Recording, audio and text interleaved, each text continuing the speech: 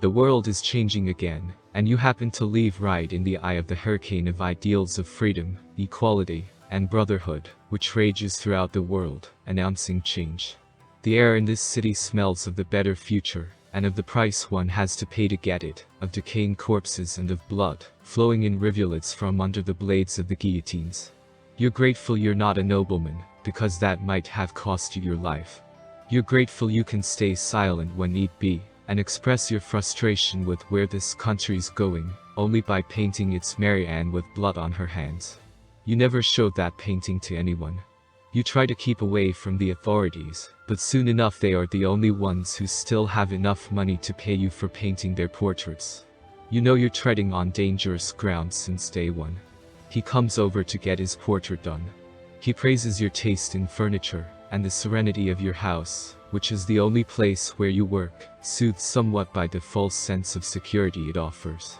He whispers how it reminds him of the houses of the noblemen he used to burn. And you're afraid of him.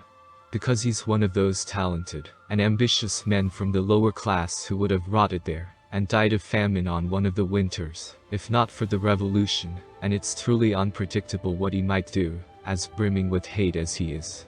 He pries and asks about your exotic features. He proceeds to talk about the slavery of black people with unadulterated passion. This is how you capture him in the portrait, his dark eyes burning with the incessant need to change this world, his expression and his stance arrogant. There's not an ounce of hesitation about him. And that makes you shiver.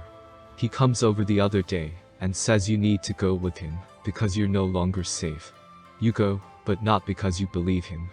It seems as if your life will only have any meaning at all if you go. If he doesn't like someone, he has them thrown into prison. You're glad for his permanent soft spot for you, because there are days when he throws temper tantrums of a 7-year-old, and random people are shortened ahead because of that. He plays cards with you with people's lives as stakes, and makes you watch the execution the one single time you are careless enough to lose a man's life to him. You paint him again, his hands drenched in blood. And he doesn't like that painting. He says you ought to paint something else than the reality.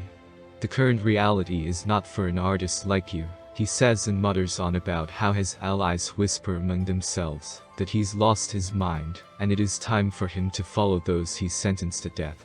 He offers you to die with him, a bottle of blood-red wine in one hand, and a small bottle of clear poison in the other. You ask him why you, of all people. He doesn't answer, it just somehow makes sense. His hands tremble when he's diluting the fine wine with poison, but at the same time he's smiling, and you mirror that smile of his, because it's simply that beautiful.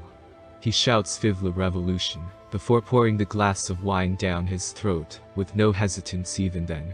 You follow suit, the poisoned liquid burning its way down your throat.